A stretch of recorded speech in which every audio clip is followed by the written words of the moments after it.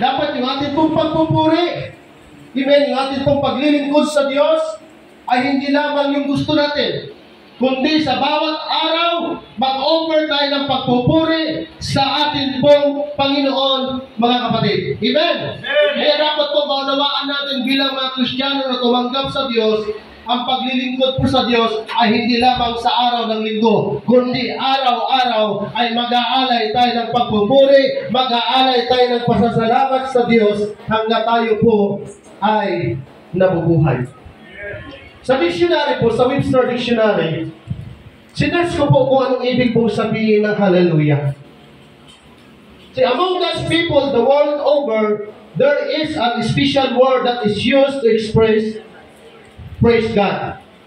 This word is almost unchanged in every language. It is the word hallelujah. Marami pong sumisigaw ng hallelujah pero hindi po alam kung anong ibig sabihin ng hallelujah. Basta hallelujah lang. Pero yung hallelujah po ay ibig sabihin po niyan, praise ye the Lord. Purihin ang Diyos. Yun po palang ibig sabihin ng hallelujah. Kaya sa lahat po na nahiya na magsabing hallelujah, huwag na po tayo mahiya. Ang ibig palang sabihin niyan, praise ye the Lord. Praise ye the Lord. Purihin ang Diyos. Sampahin natin ang ating pong Panginoon. Sige nga po, lahat ng lalaki, sumigaw po ng hallelujah. Hallelujah! Yung hindi nag-aalilangan, yung hindi nahihiyang hallelujah. Sige na po. Hallelujah! Hallelujah! Yung mga nanay. Hallelujah! Oh, malakas talaga mga nanay. Thank you, Brother Billy. Sa mga young people kaya, paano sumigaw ng hallelujah mga young people? Hallelujah! Itong tatlo, kinausap ko na kayo, hindi na dapat kayo mahiya. Amen? Pag sinabing hallelujah, praise the Lord. Sabay-sabay na tayong lahat. Hallelujah! Hallelujah! Di ba narinig mo na kapatid? Sa mga tao sa Biblia, noong unang panahon, in Old Testament and New Testament, kapag sila po'y nagpupuri sa atin pong Panginoon, nakikita sila at naririnig sila. Bakit? Hindi sila nahihiya na ipagsigawan, na purihin at sambahin ang ating pong dakilang Diyos. Kaya dapat ang lugar na ito, lahat ng pumapasok, hindi ka mahiya na magsabing hallelujah to the highest King. Amen. Hallelujah. Hallelujah means used to express praise, joy, or thanks. Kaya dapat every time na tayo nagsasabi, hallelujah, dapat makita yung kasayahan sa ating mukha. Amen? Hindi yung, hallelujah, hallelujah. Pag sinabing, hallelujah, with joy and thanks, o purihin ka ngayon, hallelujah, masaya ako, Lord, salamat na nandito ako sa lugar nito para sampahin ka. Amen. Yung palakpak na hallelujah talaga, hindi yung hallelujah. Amen. Yung kalumod-lumod sa harapan ng ating Diyos. Praise God, hallelujah. Amen. A shout or song of praise or thanksgiving. Subukan niyo po kumanta na walang nakabukang bibig. Sige daw po. Diba? Ang hirap. Ang hirap pagsabing hallelujah na hindi nakabuka ang bibig.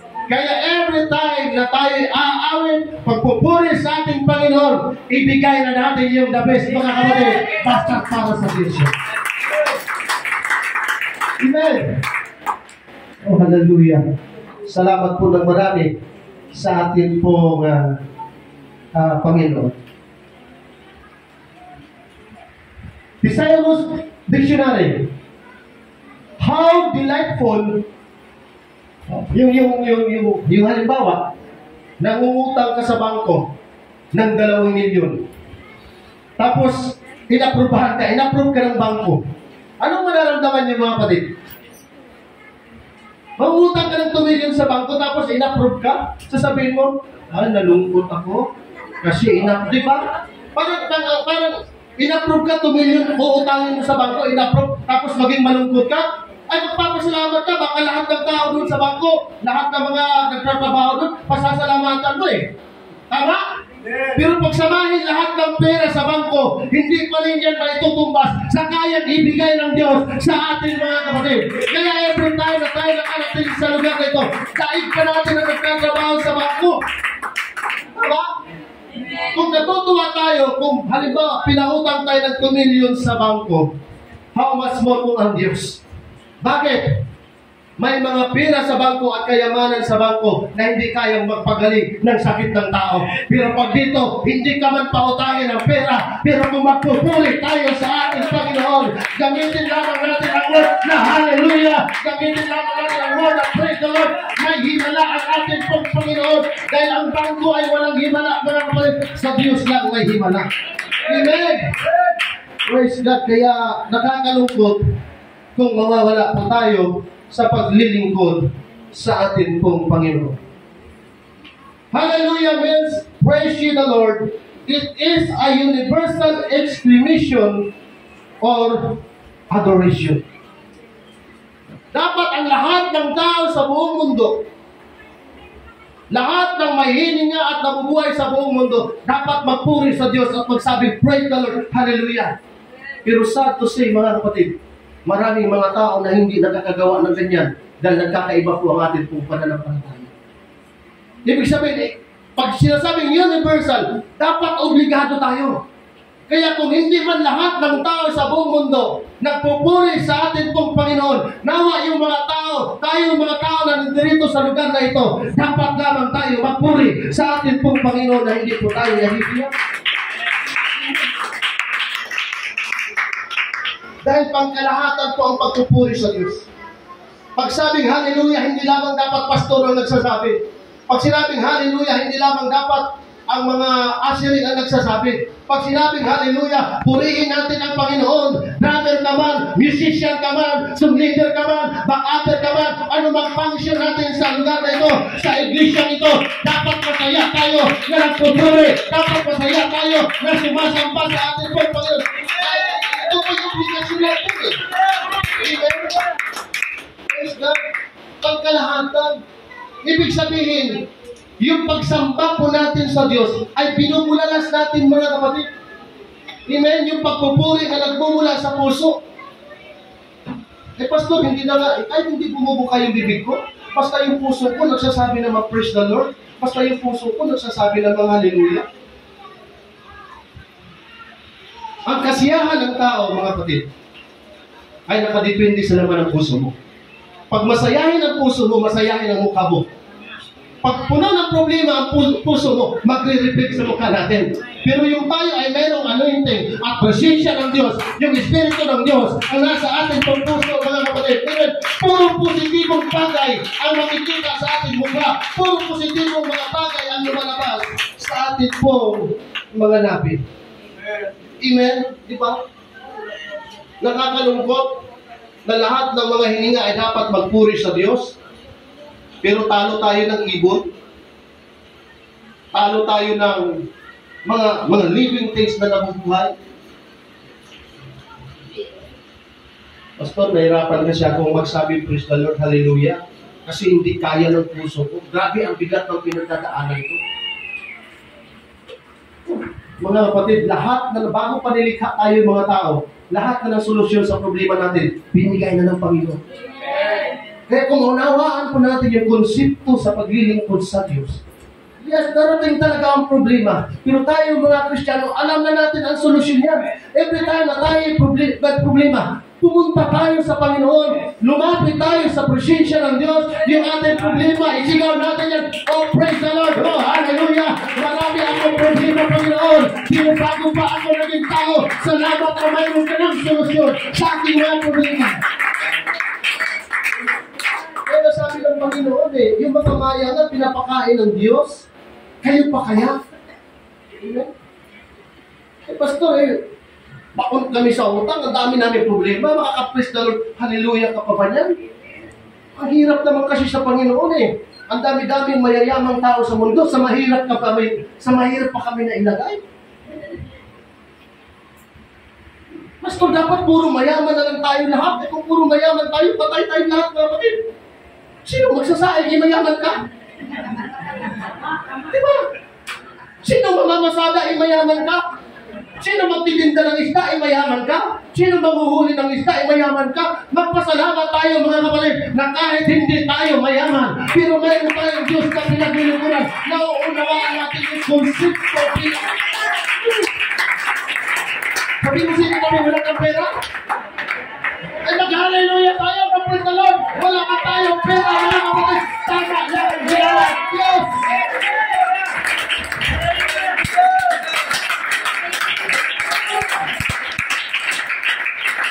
Dapat gusto lahat ng tao mahirap na lang para maramdaman ng mga mayayaman na presidente natin kung gaano kahirap ang buhay. Eh kung puro mahirap tayo mga kapatid, patay na tayo lahat.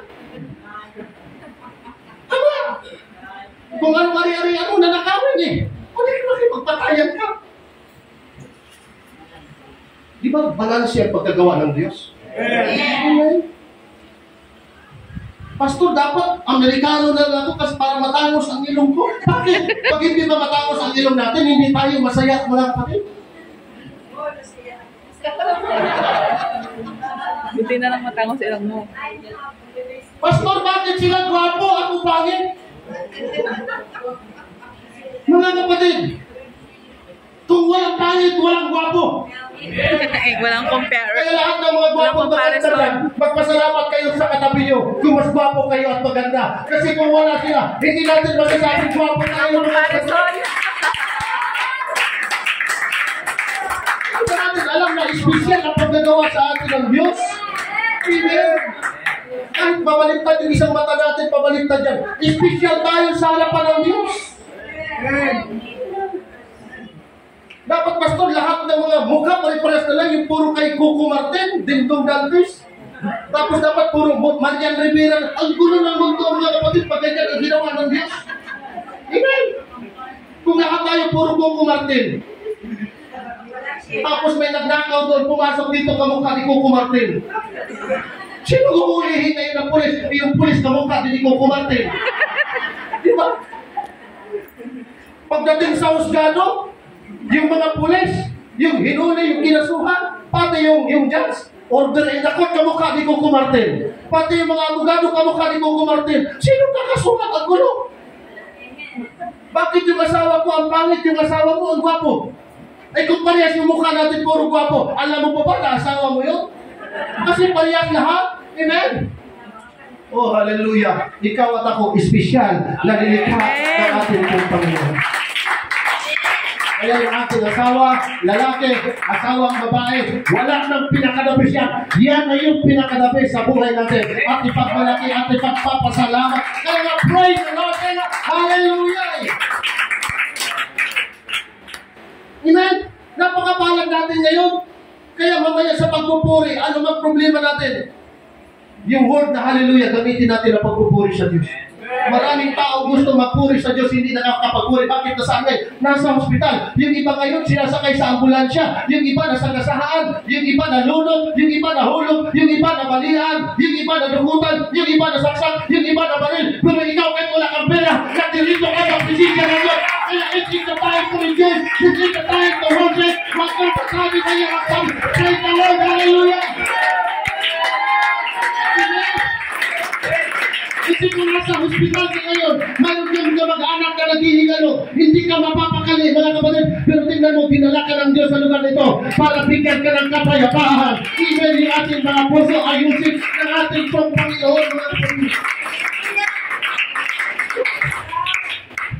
Hanggang nga pag-uwi natin mamaya, magulat na lang tayo yung mga blessings natin nakasabit sa bahay. Yung dating bahay na tinitirahan namin ni Pastora G dyan, namamangha ako sa bahay na yan. Dapat pala, Pastora, yung pinto ng bahay natin doon, ganun ang ginawa natin. Kasi sa bahay natin ngayon, ang hirap magsabit ng blessings eh. Diyan sa tinitirhan namin, Brother Ron, pag alam na ng Panginoon na wala na kaming makakain, pagdating namin ni Pastora dyan, pag may pupuntahan kami, halimbawa, nagbabible study kami, pagbalik namin, may nakasabit ng bigas, may dilata, may lakimi, may gulay. Kompleto! Sabi ko, nakakamangha. Amen? Ay pag ganyan ang ginagawa ng Diyos, mga kapatid, makakapagsabi ka talaga, praise the Lord, hallelujah, nakapakabuti ng ating Panginoon. Amen! Ay ito, tanongin natin mga kapatid, ito prangkahan. Mamili kayo ngayon, saan niyo gusto? Sa hospital o dito? Sa sementeryo o dito? Bakit parang nasa hospital tayo? Bakit parang nasa cemetery tayo? Dapat masaya ang ating mukha. Dapat nakita sa atin, hallelujah, na hindi tayo nagsisisi, that we are here in the presence of the Lord. When we talk about worship, when we talk about praise, sa liwanag ng mga praise, sa devotion, ngayon talaga, ipagsigawan na natin ang Diyos.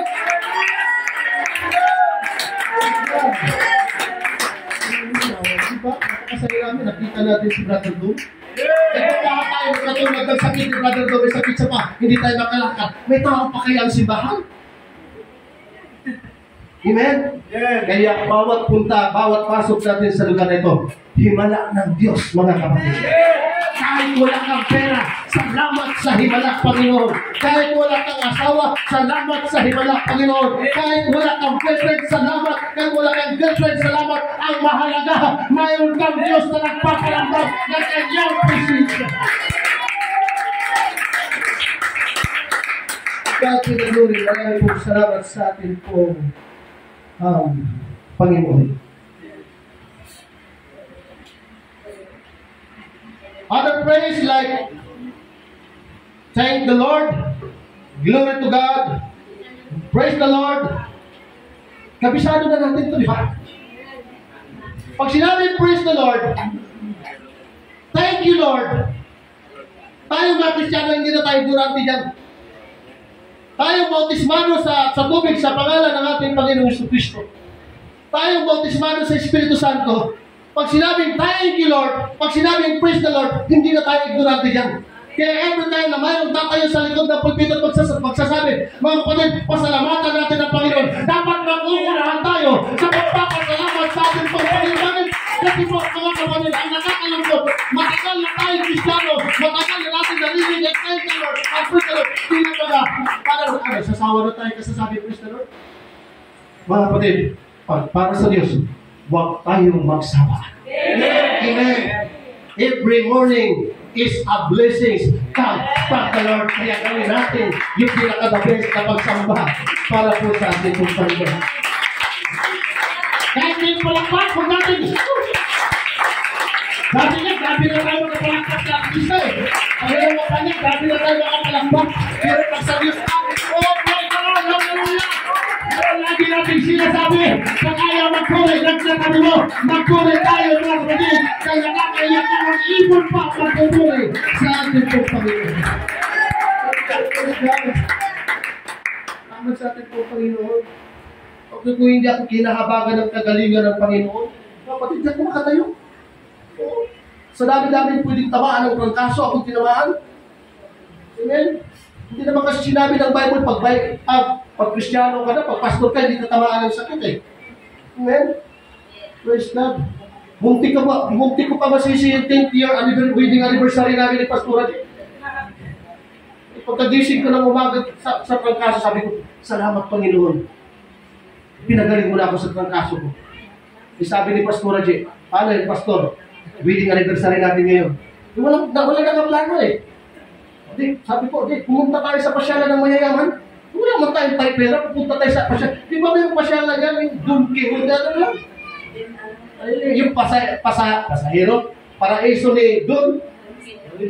Lahat ng papasok ko, Don. Yung ano? Ano pa ano? O yun? Paparaiso ni John. Akala ko paraiso ng mga Don. So, punta kami doon. Ay, nung pupunta na kami doon, wedding anniversary, masaya kami. Sus, kay umulan man, kailangan na namin umuwi. Ay, sus, pag ulan, Brother Roderick, kaso uli. Kaya salamat ng Diyos eh. Kaya galing sa Saudi, pinauwi ka. Alam pala ng Panginoon, kasuhin ako. Ikaw yung magtuturo sa online. Di ba mabuti ang Diyos mga kapatid? Marunong talaga ang Panginoon eh. Amen? Sabi nga na Sister Chat, sabihin mo lang, Pastor, nakaribig kami. Wow, lalong lumalakas ang pulog ko, mga kapatid. Sumasaya ang damdamin ko. Pag mayroon akong naririnig ka mga kapatiran, Pastor, sabihin mo lang, nakaribig kami. Yan ay lahat ng Panginoon. Yung mga Kristiyano, always ready to glorify the name of the Lord.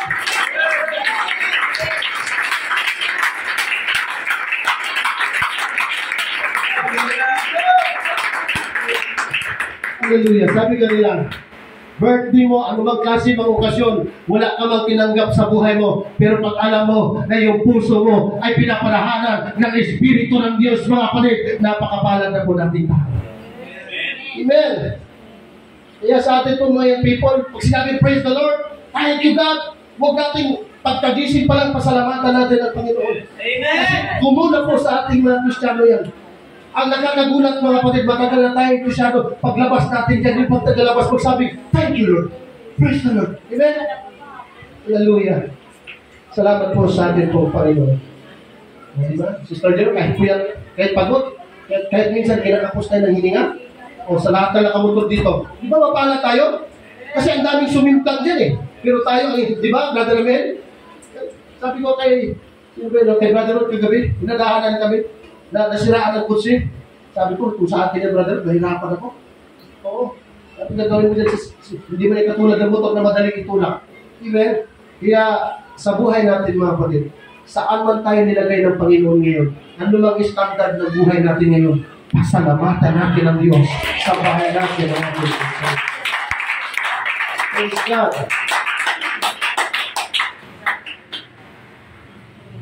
Sorry.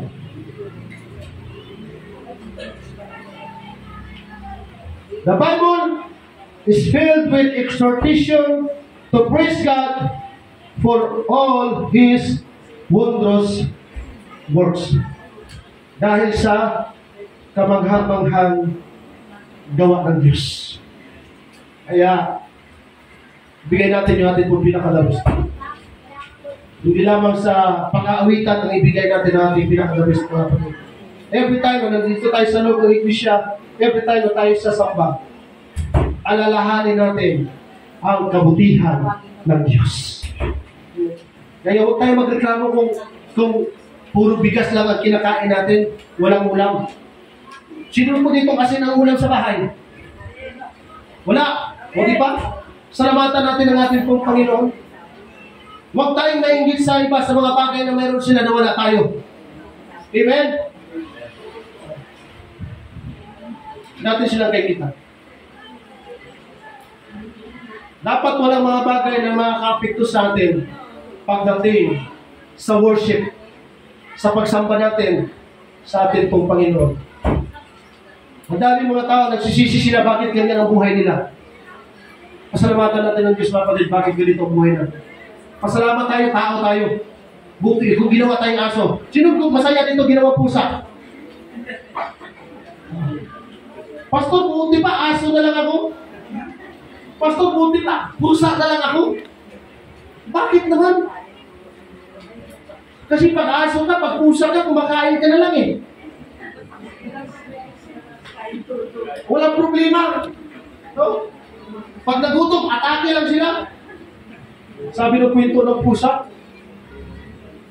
yung mga anak ng pusa nagugutom. Naghanap ngayon ng pagkain yung nanay ng pusa. Pasok siya doon sa bahay. Masarap yung pagkaluto ng ulam, humba. Pakpakan ng pusa pagkain. Nag-ipon sa kanyang bibig. Nahuli siya ng may-ari ng humba. Pinugbog siya ng may-ari ng bahay. Halos mamatay na yung pusa.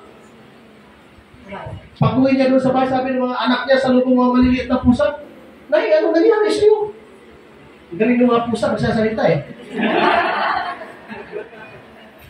Yes. Naghanap kasi ako ng makakain ninyo. Bakit? Ano na yun? Ba't nakita binugbog ako? Sabi niya, grabe naman yung tao na yun. Naghanap ka lang naman ng makain namin, binugbog ka pa. Kasi yung nagluto ng ulam, yung niluto ng ulam, para din sa mga anak niya. Wala na rin siya may pakain. Tingnan niyo mga kapatid, kung pusa ka, kung aso ka. Kung nahuli ka, masama ba yung ginawa ng pusa? Hindi naman niya alam na magkakakaw siya eh. Basta alam niya, nagugutom yung anak niya. Sabihin mo siya yung katabi, huwag ka magreklamo sa buhay mo. Mabuti tao ka, hindi ka pusa. Palakpakan natin ang ating nagilang Diyos. Hallelujah. Praise is a natural act for those who know God. Kaya pala tayo nagpupuri.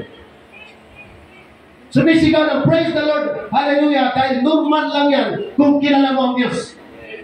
Pero pag hindi natin kilala ang Diyos, pag lumabas tayo dyan, tingnan niyo po yung mga tao na hindi kilala ang Diyos. Hindi mo sila mariringgan na nagsasabi, praise the Lord, nagsasabi ng hallelujah. Mga kapatid, ang normal sa isang Kristyano na hindi mo alam ang praise the Lord, hindi mo alam ang pagpupuri, sinundan na pala sa atin. Kaya every time na tayo sasama sa Diyos, dapat walang kahihiya na magsabi, praise the Lord. Kaya normal na yan sa atin, mga kapatid, na mga Kristyano.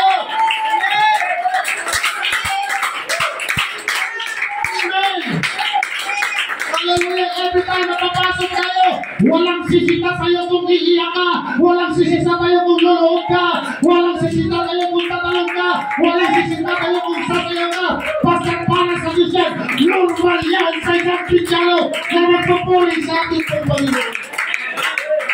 Ang hindi na normal mga kapatid, na matagal na tayong naglilingkod, dinatawad na tayo magpuri sa ating pong Panginoon. Kailangan natin ng Holy Spirit revival. Kailangan natin ng Holy Ghost revival para manumbalik yung ating dating sigla, para manumbalik yung ating dating lakas sa pagpupuri sa ating pong Panginoon. Amen. Masaya bang magpuri sa Diyos? Masaya mga kapatid. Kahit na ano pang pinagdadaanan natin, basta alam natin ang konsepto at kilala natin ang Diyos at kung alam natin kung ano ang magagawa ng Diyos sa buhay natin. Amen? Hindi tayo maging engineer kung walang Diyos. Hindi tayo maging teacher kung walang Diyos. Hindi tayo pwedeng maging mayaman kung walang Diyos. Hindi tayo pwedeng maging electrical engineer kung walang Diyos. Hindi tayo pwedeng maging abogado kung walang Diyos. Hindi tayo pwedeng maging civil engineer kung walang Diyos. Hindi tayo pwedeng maging doktor kung walang Diyos. Hindi tayo pwedeng ako mga kapatid.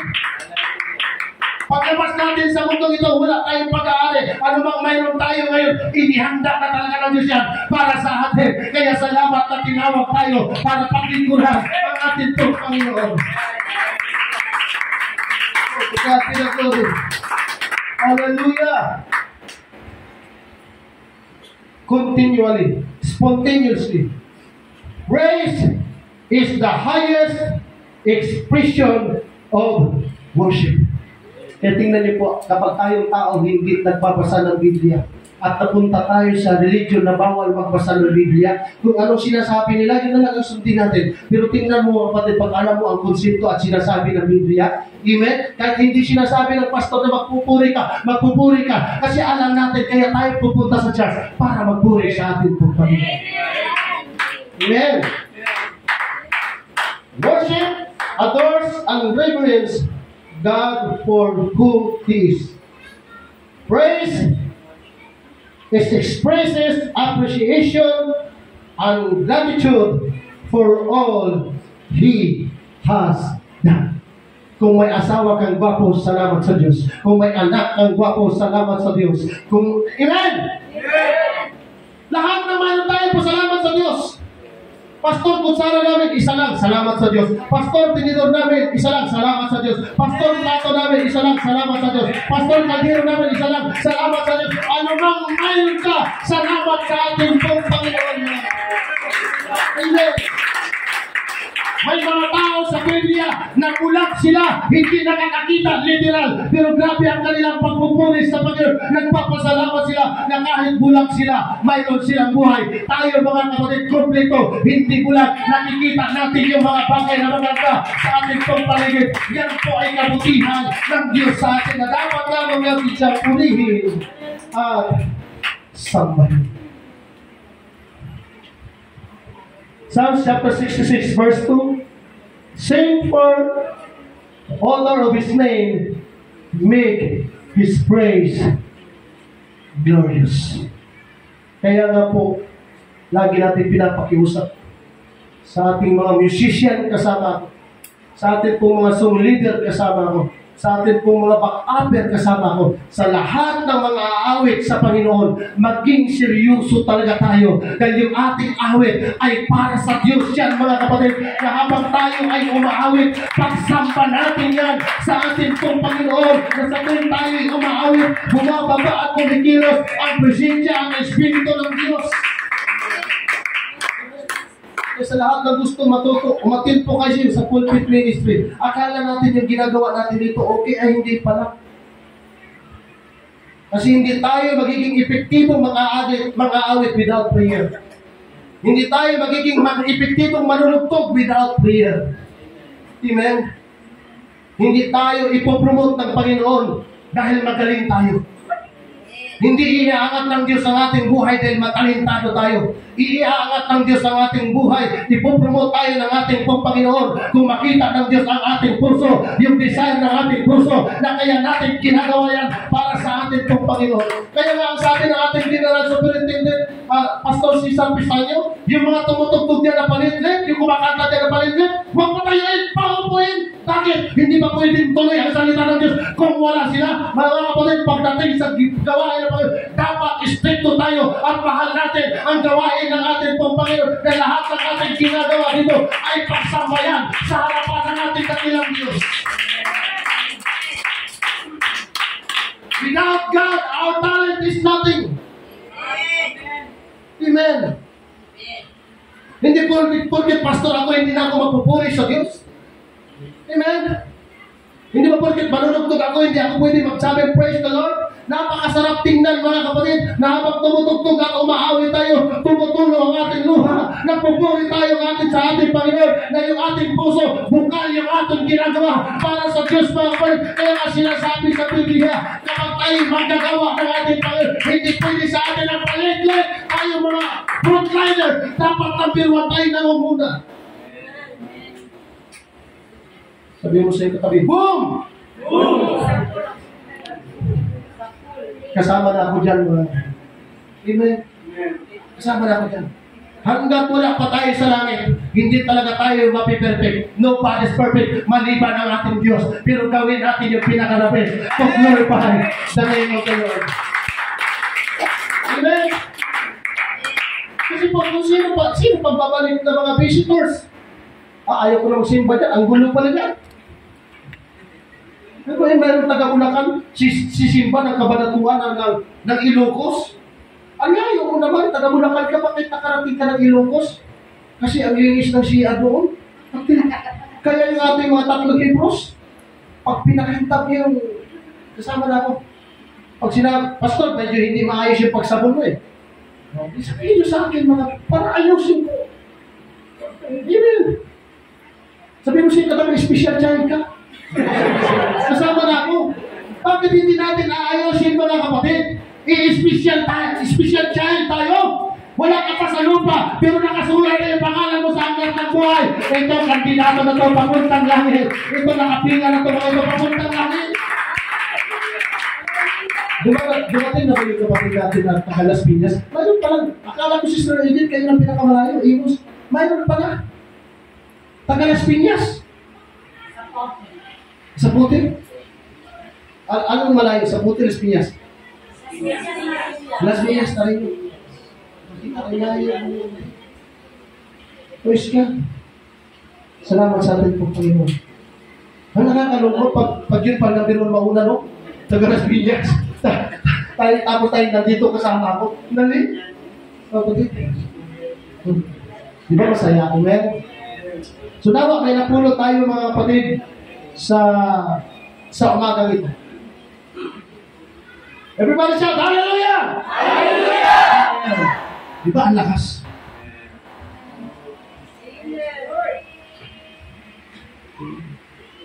Huwag tayo magpahalata na may problema tayo. Amen? Huwag natin suluhin ang ating mga problema, hindi natin kaya. Kaya nga siya Diyos eh. Amen? Kaya nga tayo tinatawag niya eh. Kaya nga tayo pinapalapit sa Kanya. Kasi siya ang solusyon sa lahat ng ating mga pangangailangan mga kapatid. Amen? Kaya tayo sasayaw, sumayaw tayo basta't para sa Diyos. Magpuri tayo basta't para sa Diyos.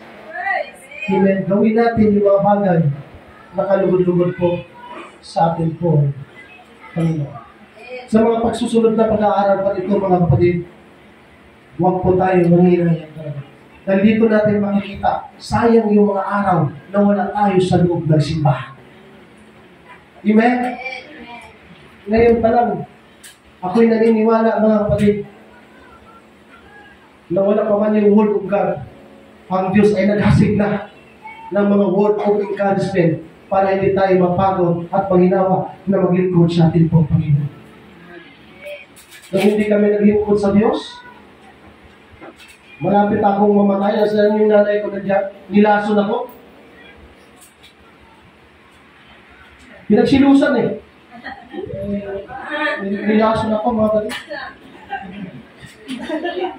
Wala ka na magdala ng pagkain.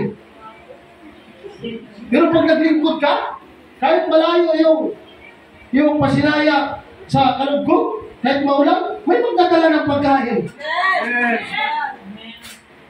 Salamat po. Di ba mga kapatid? Di ba? Oh, praise the Lord, hallelujah! Totoo ba? Kapag naglingkod ka sa ating pong Panginoon, pag nakita ng Diyos na karapat-dapat kang pagpalain, hindi ka kayang tiisin ng ating pong Panginoon bago ka dumating pumunta. Amen! May solusyon na ka ng Diyos natin.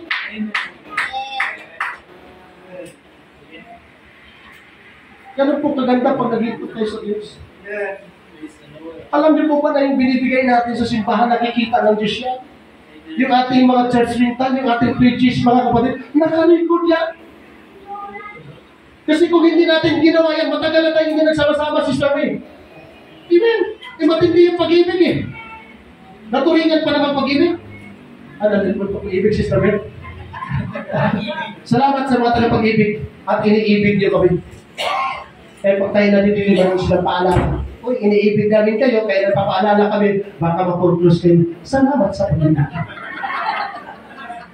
Salamat sa pag-ibig. Diba? Kung hindi tayo kaagapay ng Diyos, kung wala tayong pambayad sa kurente, nasaan na tayo ngayon? Wala na tayo sa lugar na ito. Baka hindi na tayo naglingkod sa Panginoon. Baka bumalik na tayo sa pag-iinom. Baka bumalik na tayo sa pagsusugal. Baka bumalik na tayo sa pagbibisyo. Nasumpungan tayo, mabuti na lang, wala siya ito. Yung dating presidente. Eh, patay ka na. Di ba mga kapatid? Kung wala tayong ginawang pagtulong sa Diyos, nasaan tayo ngayon? Ay kung nalasing tayo ngayon, natumpa tayo sa kalsada, nasagasaan tayo, di pa tayo. Kaya po sa atin po mga estudyante, darating ang araw, pagpapalayan din ng Panginoon. Pag pinagyaman kayo ng ating pong Panginoon, huwag na huwag kayong makalimot. Amen. Dapat kung mayroon mga pinakamagandang lugar, mga kapatid, ang simbahan. Kung iyak ako mga kapatid, kapag nakikita ko yung simbahan natin na ganito ang itsura. Pag nakikita ko yung likod natin yan, yung siya natin. Pero dito ako pinapatatag ng Diyos sa prayer, mga kapatid. Dahil iba ang plano ko, iba ang plano natin kaysa plano ng Diyos. Amen. Kung ito lang talaga ang ibibigay sa akin ng Panginoon, glory to God. Amen.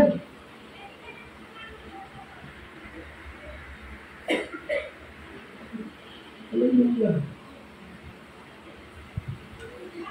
Kaya pag pinagpala ng Panginoon, pag ginuha na kami ng Diyos, pag pinagpala kayo, huwag na huwag yung kalimutan ng ating pong Panginoon, mga kapatid. Dahil kung wala ang Diyos, wala tayo sa estado ng ating pong mga buhay ngayon. Minsan nakakaingit yung mga tao na sa kalayawan, akala natin masaya siya. Pero ang totoo ng mga kapatid, walang nakarecord sa aklat ng buhay. Pero every time na meron tayong ginagawang mga sacrificial giving para sa ating pong Panginoon, nagtutuwa ang ating pong Diyos. Amen. Praise God. Walang nagbibigay sa Biblia na hindi pinalit ng Diyos.